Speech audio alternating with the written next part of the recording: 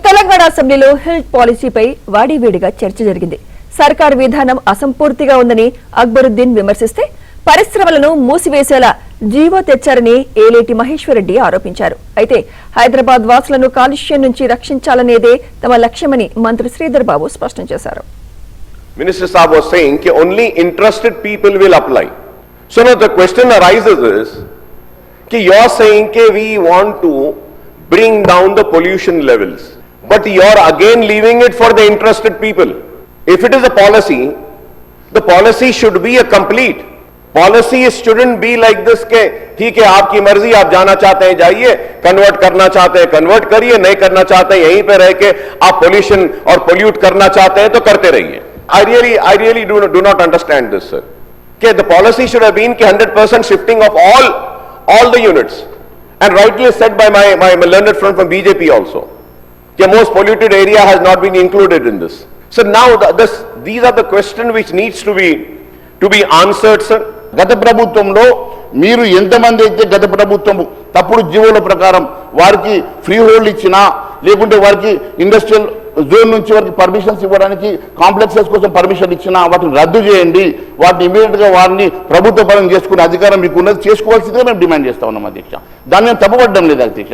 దానికి ఈరోజు ఆ రోజు ఎందుకు మీరు మాట్లాడలేదు, ఆ రోజు మీరు ఎందుకు మాట్లాడలేదు? మీరు వాళ్ళకు కలిసినటువంటి స్నేహం ఏంటంటే మాకేం స్నేహం ఉంటుంది అధ్యక్ష. మేము ఎప్పుడు కూడా వారికి వ్యతిరేకంగా ఎప్పుడు వ్యతిరేకంగానే పోరాటం చేస్తా ఉన్నాం, ఈ రోజు కూడా వ్యతిరేకంగానే పోరాటం చేస్తూనే ఉన్నాం అధ్యక్ష.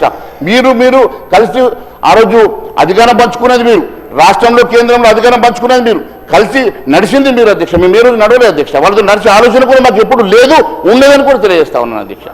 ఎందుకనంటే మీకు వారు బీటీఎం ఏమో కానీ మాకు ఎవరు బీటీఎం లేరు అధ్యక్ష.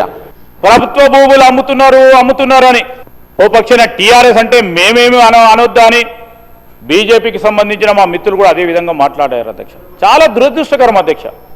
ఏం మతలబు ఉందని అడిగేవారికి అసలు మీరు అడిగే మా మిత్రులను అడుగుతా ఉన్నాం, అసలు మీరు ఏ నైతికతో మమ్మల్ని అడుగుతా ఉన్నారు?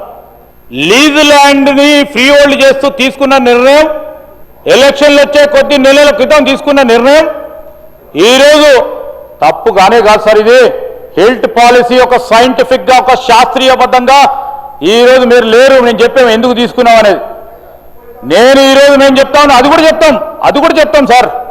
ఈరోజు చేయకుండా ఉంటే, పరిశ్రమల అవతల వైపు తీసుకోపోకుండా ఉంటే చరిత్రలో పెద్దగా అతి ఘోరమైన తప్పు భావి తరాల కింద అందించేవారు అధ్యక్ష.